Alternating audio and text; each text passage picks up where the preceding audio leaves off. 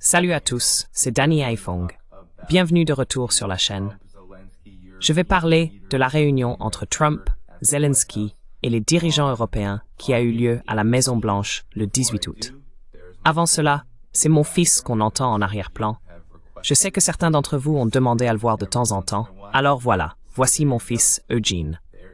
Maintenant, parlons de cette réunion, d'accord? Parce qu'elle survient juste après ce qui a été une véritable panique en réaction au sommet Trump-Poutine en Alaska. Et pourquoi y a-t-il eu panique? Eh bien, cela venait surtout de l'Occident collectif, sous la forme des dirigeants européens, qui ont fini par former une équipe de rêve, selon Politico, afin de confronter Donald Trump aux côtés de Zelensky.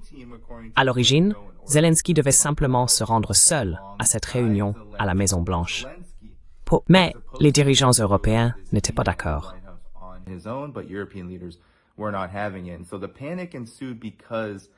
Et donc, la panique s'est installée parce que Vladimir Poutine est arrivé en Alaska avec une position très forte. Il faut être honnête à ce sujet. Beaucoup de gens veulent attribuer du mérite à Donald Trump. Et quel que soit le crédit qu'on accorde à Donald Trump pour avoir simplement parlé à la Russie, il faut comprendre que le contexte ici est que l'Ukraine est en train de perdre sur le champ de bataille, que l'Ukraine n'a plus de cartes à jouer. Elle fait face à une pénurie de main-d'œuvre. Elle manque d'armes. Elle perd des hommes en âge de combattre. 650 000 d'entre eux ont fui l'Ukraine. Il y a une véritable crise dans ce conflit, et la guerre d'usure menée par la Russie s'est révélée incroyablement efficace. Je ne pense pas que ce soit une coïncidence si la Russie a réalisé ces énormes avancées dans la région de Pokrovski au moment même où Trump annonçait vouloir organiser un sommet avec Vladimir Poutine.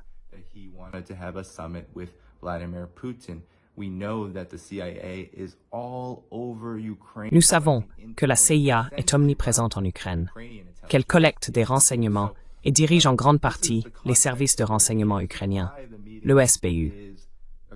Voilà donc le contexte de la réunion. C'est la raison pour laquelle cette rencontre a lieu. Pourquoi cette offensive diplomatique se déroule? Apparemment, elle est menée par les États-Unis et dirigée par Donald Trump. Qui était présent à la réunion? Eh bien, c'était la Dream Team.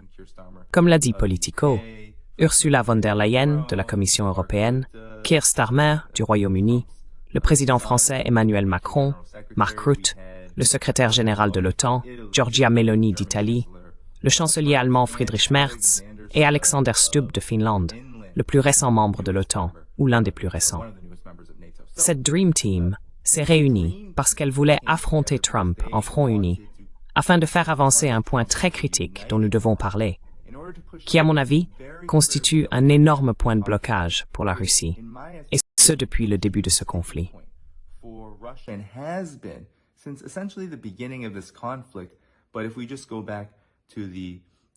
Mais si l'on revient simplement aux discussions d'Istanbul+, il s'agit d'un point de blocage majeur sur lequel la Russie n'a pas cédé, à savoir la question des garanties de sécurité. C'était le mot-clé tout au long de la réunion. Essentiellement, après le sommet Trump-Poutine, Steve Witkoff a déclaré que Vladimir Poutine avait accepté des protections similaires à l'article 5 menées par les États-Unis. La Russie n'a pas confirmé qu'elle était d'accord avec ces soi-disant garanties de sécurité, et il n'est pas clair à quoi elles ressembleront. Mais nous savons que l'Europe et les États-Unis discutent de ce que seront ces garanties, et cela a été un sujet de conversation majeur pendant la réunion.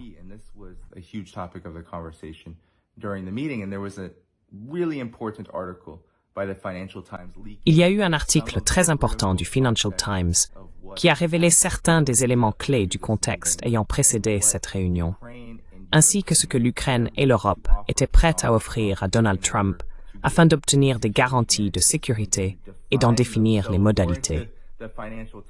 Selon le Financial Times, l'Ukraine est arrivée avec une liste d'achats d'armes américaines d'une valeur de 100 milliards de dollars qui seront financées par l'Europe. Ainsi, l'Europe va acheter les armes et les États-Unis vont les fournir et les vendre. Donald Trump tenait beaucoup à présenter cela comme une vente d'armes par les États-Unis et non un don dans le cadre de ce règlement avec la Russie. selling weapons as part of this settlement with Russia. The United States has already given Les États-Unis ont déjà versé des centaines de milliards de dollars à l'effort de guerre en Ukraine. Au mieux, c'est une impasse et les tueries continuent. Alors, Président Trump, combien les États-Unis sont-ils encore prêts à donner à l'Ukraine? Et Président Zelensky, combien en voulez-vous encore? How much more do you want? Eh bien, je commencerai simplement par dire que nous ne donnons rien pour l'instant. Nous vendons des armes, c'est différent. Avant, je crois que le montant dépassait largement les 300 milliards de dollars.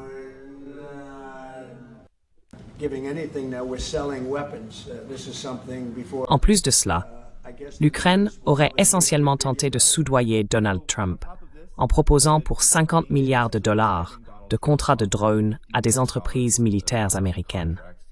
Il y avait ce document, tout cela était sous la forme d'un document, envoyé aux alliés européens, affirmant qu'une paix durable ne doit pas reposer sur des concessions et des cadeaux gratuits à Poutine, mais sur un cadre de sécurité solide. L'Ukraine exige davantage de systèmes patriotes, dit précisément, et exclut toute concession territoriale à la Russie. On a vu des images de Volodymyr Zelensky montrant une carte à Trump et lui disant apparemment « Voici qui contrôlait exactement ces zones, et l'Ukraine ne devrait pas être forcée d'abandonner quoi que ce soit. »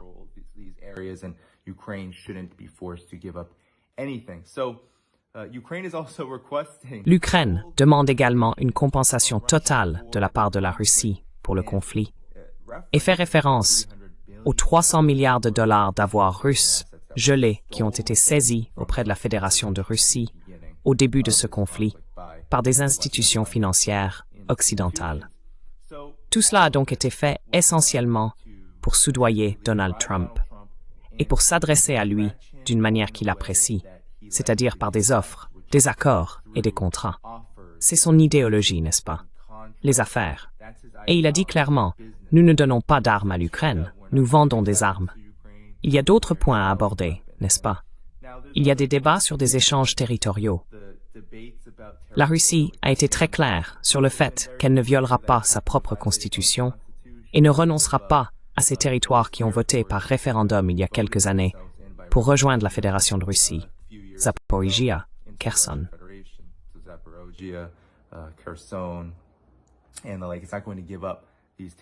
Il n'est pas question qu'il abandonne ces territoires, mais il ne contrôle pas non plus l'ensemble de ces territoires. Il n'en contrôle pas la totalité, car la ligne de front reste mouvante, et il s'agit d'une guerre d'usure. Et il y a la question du cessez-le-feu, n'est-ce pas?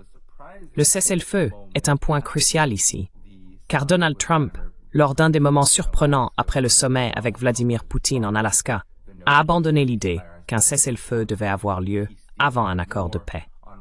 Plus d'explications sur l'importance de ce point, car tout cela relève de la manière de présenter les choses. C'est une question de communication. Il ne faut pas croire un instant qu'une paix juste sera négociée par les États-Unis, et nous allons y revenir dans un instant. Il y a donc eu la mise en scène, n'est-ce pas? Volodymyr Zelensky, pour la première fois en costume, visitant la Maison-Blanche ou tout autre lieu à travers le monde pendant ce conflit. Président Zelensky, vous êtes superbe dans ce costume. J'ai dit la même chose. Oui, vous avez fière allure. J'ai dit la même chose. Oui, c'est celui qui vous a attaqué la dernière fois. Je m'en souviens. Je vous présente mes excuses, vous êtes magnifique. Maintenant, ma première question pour vous, Président Zelensky. Dans le même costume. Pepe Escobar, un ami de l'émission, appelle souvent Zelensky « sweat à capuche en sueur », parce qu'il porte souvent une tenue de fatigue en pull, se présentant comme une sorte de vétéran du champ de bataille, alors qu'en réalité, il n'en est rien. C'est lui qui a envoyé des centaines de milliers d'Ukrainiens à la mort dans ce conflit. Donc vous voyez, l'Europe, Trump et Zelensky ont quitté la Maison-Blanche, malgré la mise en scène, malgré le fait que Trump ait mis Zelensky mal à l'aise à certains moments lors de la conférence de presse initiale. Mais tous sont partis avec des paroles très, très enthousiastes, n'est-ce pas? Mark Rutte a déclaré que l'adhésion de Trump à l'idée de garantie de sécurité est une avancée majeure. Zelensky a qualifié cette rencontre de la meilleure qu'il ait jamais eue avec Donald Trump. Et Donald Trump a dit que c'est actuellement la meilleure chance, une chance raisonnable, de mettre fin à la guerre. Et ils sont tous tombés d'accord pour dire qu'il y aurait, à la suite de cette réunion, une sorte de discussion trilatérale menant à un suivi.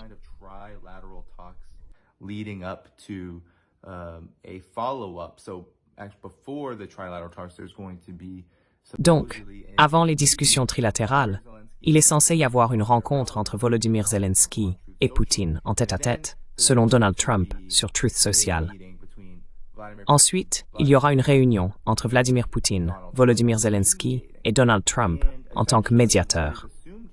Essentiellement, ce que l'on suppose ici, c'est qu'une sorte d'accord final sera signé après toutes ces réunions.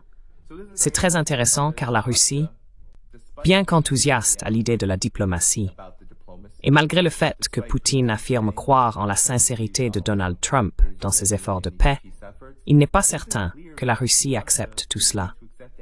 Je tiens à souligner que les discussions elles-mêmes et la manière dont elles se déroulent sont moins importantes que le fond de ce qui a réellement été proposé jusqu'à présent.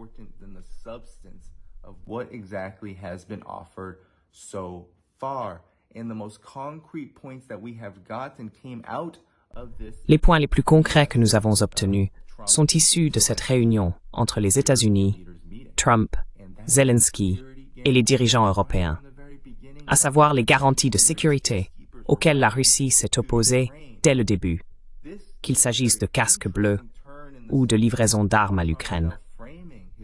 C'est un tournant très intéressant dans la mesure où Donald Trump présente désormais sa posture de paix comme n'impliquant pas la nécessité d'un cessez-le-feu, tout en vantant un futur accord de paix qui inclurait d'éventuelles garanties de sécurité.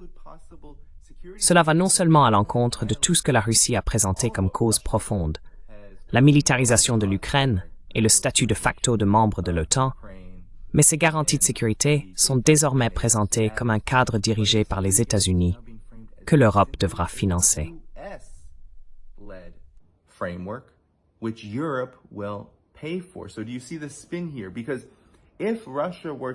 Voyez-vous la manipulation ici?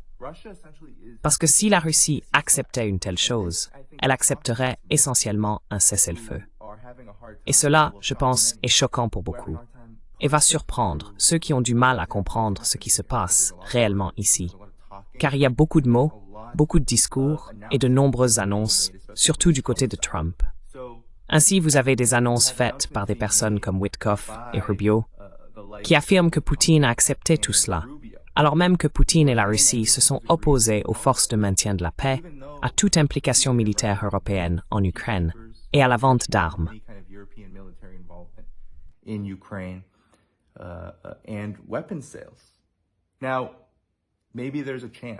Maintenant, il est possible que Vladimir Poutine ait reculé sur certains points.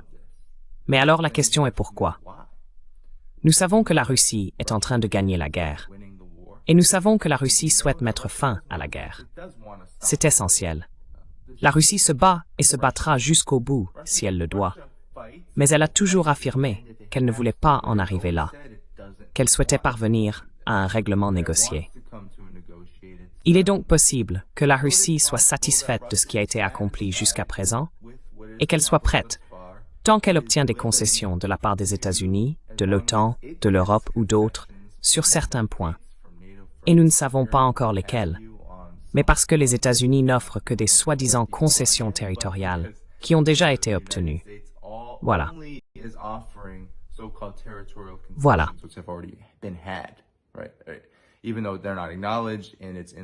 Même si cela n'est pas reconnu et que cela se déroule en pleine guerre, une guerre par procuration qui se joue sur le champ de bataille, la Russie détient le territoire qui est censé être concédé, n'est-ce pas?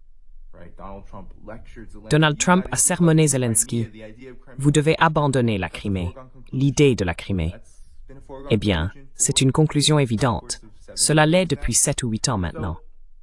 Donc, c'est la situation sur laquelle je pense que nous devons être très critiques, à savoir qu'il y a beaucoup de communication et d'image publique. Et je crois que Donald Trump essaie de conclure rapidement un accord avec la Russie en raison de la situation désespérée dans laquelle se trouve l'Ukraine. L'Ukraine a désespérément besoin de répit. Elle a désespérément besoin d'une pause.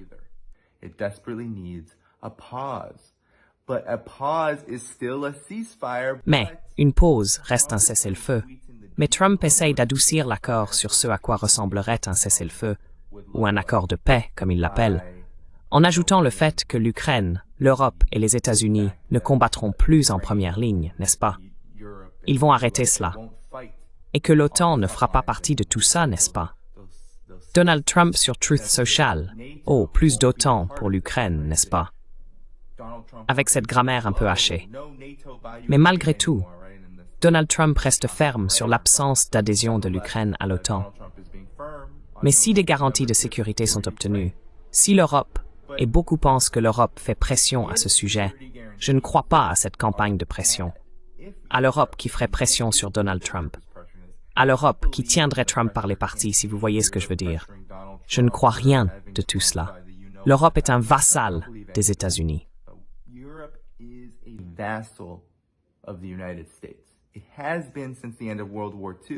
C'est ainsi depuis la fin de la Seconde Guerre mondiale. C'est une histoire clé.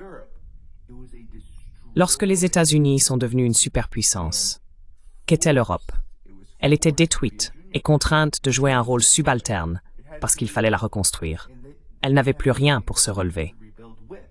Et bien sûr, la plupart des Européens, en particulier en Europe de l'Ouest, étaient farouchement anticommunistes. Ils ne voulaient rien avoir à faire avec l'Union soviétique. Alors ils se sont regroupés et ont permis aux États-Unis, grâce à Bretton Woods et à d'autres accords, de devenir la superpuissance parce qu'ils ne pouvaient pas l'empêcher. Ils se sont essentiellement placés sous le parapluie américain à partir de ce moment-là. Et c'est l'histoire de l'Europe depuis plus de 70 ans. Donc je ne crois pas une seconde à cette idée selon laquelle l'Europe jouerait un double jeu ou ferait pression dans un sens ou dans l'autre.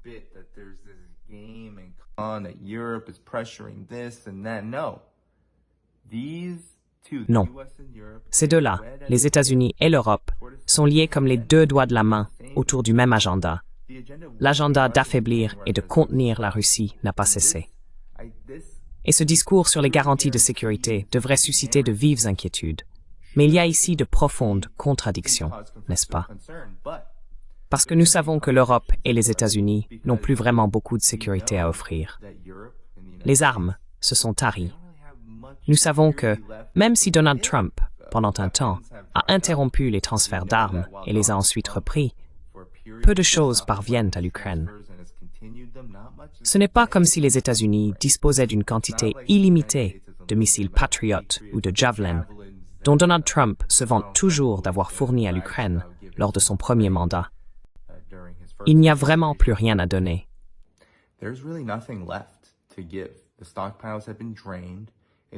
Les stocks ont été épuisés et les États-Unis veulent désespérément conserver ce qui leur reste. Pourquoi? Eh bien, pour la Chine et aussi pour Israël. Parce que qu'est-il arrivé cet été? Qu'est-il arrivé au début de cet été? La soi-disant guerre de 12 jours qui a vidé Israël de ses systèmes d'intercepteurs de défense antimissiles, THAAD et autres. Je veux dire, cela a vidé Israël 12 jours, seulement 12, et en réalité 11. Car l'Iran a mis un certain temps, environ 8 heures, à réagir à la fuite de renseignements et aux attaques horribles qu'Israël a menées en Iran. Puis bien sûr, a organisé l'opération Vraie Promesse 3. Mais cela montre tout de même que les États-Unis n'ont vraiment plus grand-chose à offrir là-bas. Alors même qu'ils sont profondément investis dans la protection d'Israël et veillent à ce qu'Israël reste un avant-poste militaire pour les intérêts américains dans cette région.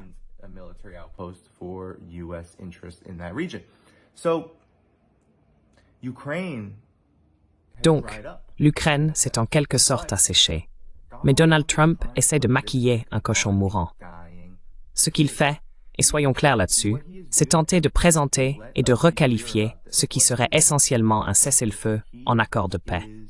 Ce faisant, il espère pouvoir repousser le problème et se débarrasser, pour l'instant, de cette erreur qu'est l'Ukraine, afin que l'OTAN, l'Europe et les États-Unis puissent se reconstruire, que ce soit pour le front ukrainien ou un autre front contre la Russie. comme la Moldavie. Vous avez entendu des généraux de l'OTAN menacer Kaliningrad, même si cela reste une idée totalement irréaliste.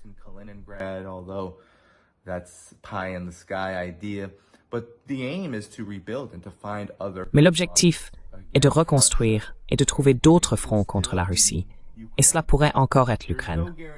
Il n'y a aucune garantie. Maintenant, il y a eu un moment pendant cette réunion, une sorte d'hystérie, où Donald Trump a dit qu'une question avait été posée à Volodymyr Zelensky par, je crois que c'était Fox News, qui était dans le public, parmi la presse, et il a demandé « Allez-vous organiser des élections ?» Et Zelensky a répondu que tant qu'il y aurait la guerre, il ne pourrait pas organiser d'élections, parce qu'ils avaient besoin de sécurité. Quelque chose dans ce genre. Et Donald Trump a plaisanté. Eh bien, si ça dure encore 3 ans, ça veut dire pas d'élection pendant 3 ans. Je ne sais pas ce que nous en pensons tous. Revexing Borges Bayer. Oui, bien sûr. Nous sommes ouverts à organiser une élection. Oui, nous devons prendre en compte les conditions de sécurité. Et aussi, nous devons travailler avec le Parlement, car pendant la guerre, on ne peut pas organiser d'élections. Mais nous pouvons assurer la sécurité. Nous avons besoin, peut-être, nous avons besoin d'une trêve, oui, partout sur le champ de bataille, dans le ciel, en mer, afin de permettre aux gens d'avoir des élections démocratiques, ouvertes et légales. Donc vous dites que pendant la guerre, on ne peut pas organiser d'élections. Laissez-moi juste dire, dans 3 ans et demi, donc vous voulez dire que si jamais nous sommes en guerre avec quelqu'un, il n'y aura plus d'élections? Ah, je me demande ce que vont dire les fausses informations. Il y a donc eu un moment de rire, mais cela révèle des problèmes profonds que les États-Unis ont créés, que l'OTAN a créés. Ils ont créé un État proxy, aujourd'hui un État résiduel, ou ce qui est en train de devenir un État résiduel qu'il faut réduire. Et si cela n'est pas réduit, alors la guerre ne s'arrête pas vraiment. Et Mark Sloboda, un ami de l'émission, qu'est-ce qu'il dit? Il dit que même si les États-Unis et l'Europe se retiraient complètement, cette guerre pourrait devenir une guérilla, et ces forces que les États-Unis ont déchaînées et renforcées pourraient passer dans la clandestinité et devenir des forces terroristes parce qu'elles détestent la Russie à ce point. Les banderistes, l'Azov, tous ces groupes, vous savez, les forces nazies ou néo-nazies, ou peu importe comment on les appelle, n'est-ce pas?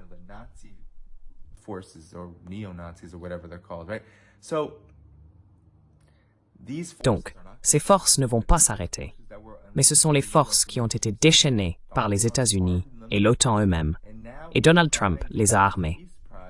Et maintenant, il essaie d'obtenir son prix de la paix en requalifiant un cessez-le-feu en accord de paix. Nous devons donc être capables de voir clair dans ce jeu, car sinon, je pense que nous serons non seulement profondément déçus, mais aussi confus quant à ce qui se passe réellement ici. Et cette révélation du Financial Times dit tout. L'Ukraine, l'Europe et les États-Unis sont ensemble dans cette affaire, même s'ils ne sont pas d'accord sur la manière de la percevoir. Car à mon avis, le grand désaccord entre l'Europe et les États-Unis ne porte pas sur la guerre contre la Russie. Il ne s'agit pas de la guerre en soi. Le désaccord porte sur la façon de mener cette guerre.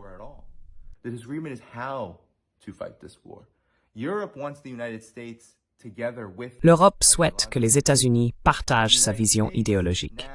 Aujourd'hui, sous Donald Trump, les États-Unis veulent s'en éloigner pour des raisons politiques et redéfinir leur politique étrangère sous le terme d'isolationnisme, tout en poursuivant en réalité l'hégémonie américaine.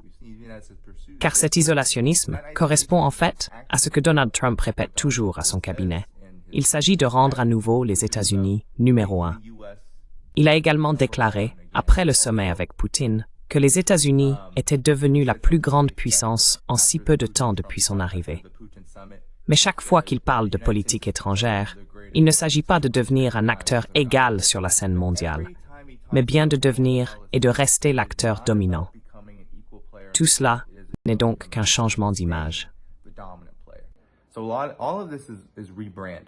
It is rebranding the empire. Il s'agit de rebrander l'Empire afin de le rendre plus acceptable pour l'orientation politique que Trump et sa faction de l'establishment américain recherchent. Voilà donc la réalité. La réalité, c'est que c'est là que se situe le désaccord. L'Europe souhaite que l'exceptionnalisme américain reste à jamais lié à l'exceptionnalisme occidental, tandis que Trump veut imiter un autre type d'exceptionnalisme américain, qui consiste essentiellement à faire cavalier seul, ou du moins à donner l'impression que les États-Unis peuvent agir seuls. Et nous avons vu les conséquences. Droits de douane, guerre contre les BRICS, tentative d'isoler économiquement la Chine avec des tarifs, et maintenant tout le monde, l'Inde, le Brésil, l'Europe, tout le monde, parce que c'est censé donner l'image d'une Amérique forte. Et les États-Unis vont tout faire eux-mêmes, sans aucune compréhension des chaînes d'approvisionnement. Peut-être que la coopération, c'est pas si mal.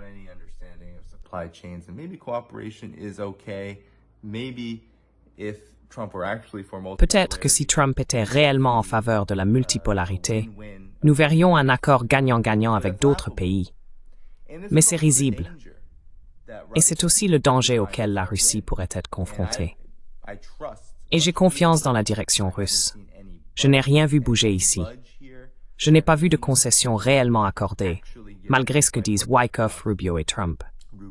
Mais le vrai danger pour la Russie, c'est que si elle mise sur les États-Unis comme un partenaire normal, si elle se dit, eh bien, nous pouvons suspendre l'opération militaire, parce que nous avons suffisamment gagné, nous avons obtenu cette victoire, nous avons mis la pression sur l'Occident collectif et les États-Unis qui le dirigent pour qu'ils se retirent. Donc maintenant, nous pouvons travailler à des relations normales avec les États-Unis. Je ne m'y oppose pas. Je veux voir des relations normales entre la Russie et les États-Unis. Je veux vraiment voir cela, en fait. Ce serait incroyable.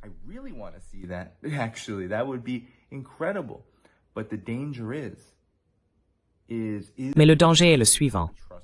Les États-Unis sont-ils un partenaire digne de confiance? Les États-Unis peuvent-ils réellement entretenir des relations normales et authentiques avec la Russie en ce moment? Je ne le pense pas. Ainsi, toute coopération économique, toute concession en vue d'une relation normale avec les États-Unis sera assortie de conditions. Alors, quelles conditions la Russie est-elle prête à accepter? Parce que nous savons ce que veulent les États-Unis. Nous savons ce que veut l'Europe. Les États-Unis veulent que la Russie soit isolée. Ils veulent qu'elle rompe ses liens avec la Chine. Ils veulent qu'elle cesse d'apporter son soutien au Sud global. Ils veulent qu'elle cesse d'être un partenaire de l'Iran. Ils veulent qu'elle arrête de vendre du pétrole partout dans le monde et d'aider des régimes, soi-disant, qu'ils n'aiment pas. Ils veulent que la Russie soit un État docile. Ils veulent qu'elle se conforme aux diktats américains. Ce sera toujours leur objectif. Ils veulent qu'elle soit un outil et un rouage de leurs propres ambitions impériales.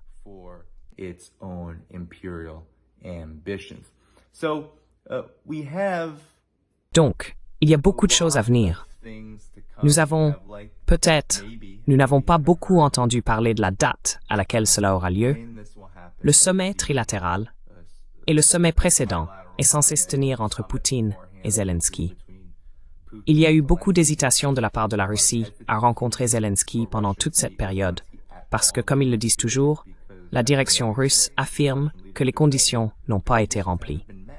Et nous ne savons pas toujours quelles sont ces conditions, mais nous savons que la Russie ne considère pas vraiment Zelensky comme le président légitime de l'Ukraine, à cause de la loi martiale qui a été imposée en Ukraine par le soi-disant Parlement et par Zelensky, ce qui a en fait dépassé la fin de son mandat.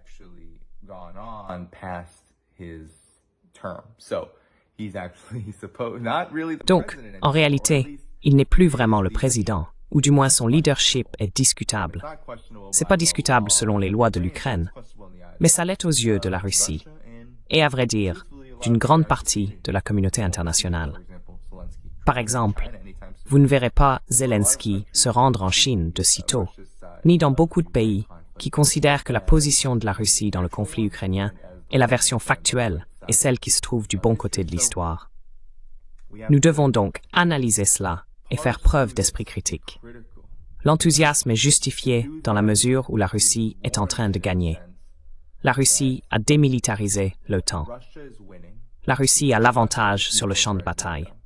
Russia has the advantages on the battlefield. Russia's military is superior not just to Ukraine, but L'armée russe est supérieure non seulement à celle de l'Ukraine, mais aussi à celle de l'OTAN et des États-Unis, en ce qui concerne le type de guerre que la Russie peut mener. L'économie russe est stable, et la Russie aborde cette situation avec vraiment tous les atouts en main. Mais les États-Unis ont un intérêt profond à reformuler et à requalifier ce conflit afin de donner l'impression qu'ils se retirent, du moins, du jeu ukrainien. Mais ils ne renoncent pas à leur objectif global, qui est d'affaiblir la Russie. Et nous ne devrions pas sous-estimer les propos de l'ensemble de leur cabinet, y compris parfois ceux de Donald Trump lui-même, lorsqu'il parle de punir la Russie, lorsqu'ils évoquent la volonté d'affaiblir la Russie sur le plan économique. Rien de tout cela ne va s'arrêter. trying to weaken Russia economically. None of this is going to stop. So while this meeting between Ainsi, bien que cette rencontre entre Trump, les dirigeants européens et Zelensky reflète une guerre en déclin que l'Occident collectif a perdue, that has been lost, nous ne pouvons pas baisser la garde et croire que simplement parce que les États-Unis sont faibles, simplement parce que les États-Unis n'ont pas les armes, simplement parce que l'OTAN n'a pas les armes, simplement parce que les sanctions n'ont pas fonctionné, simplement parce qu'ils sont désespérés de sortir de cette situation, cela signifie qu'ils ne vont pas continuer, non seulement à financer et à armer ce conflit, ce qu'ils nous disent littéralement, à savoir qu'ils cherchent des moyens d'armer l'Ukraine, de donner des garanties de sécurité à l'Ukraine, mais aussi qu'ils ne trouveront pas d'autres moyens de provoquer la Russie. find other ways to provoke Russia. And that is something the US empire can still Et c'est quelque chose que l'Empire américain peut encore faire. it can still L'Empire américain peut encore provoquer. cause Il peut encore terroriser. and losses. Il peut encore causer des victimes et des pertes. We've seen this in Gaza. Nous l'avons vu avec l'Iran. Nous l'avons vu à Gaza. See this over and Nous over. l'avons vu dans le conflit en Ukraine. The capability Nous le voyons encore et encore. Les États-Unis ont la capacité de détruire. Ils ont la capacité de causer des dégâts. Cela ne signifie pas qu'ils gagnent, mais les dégâts sont destinés à user le monde multipolaire. if we support Ainsi, si nous soutenons la multipolarité, si nous soutenons la cause de la paix, alors nous devons voir clair dans ce qui revient inévitablement à maquiller un empire mourant et en déclin, ainsi que les ambitions qui l'accompagnent. empire and the ambition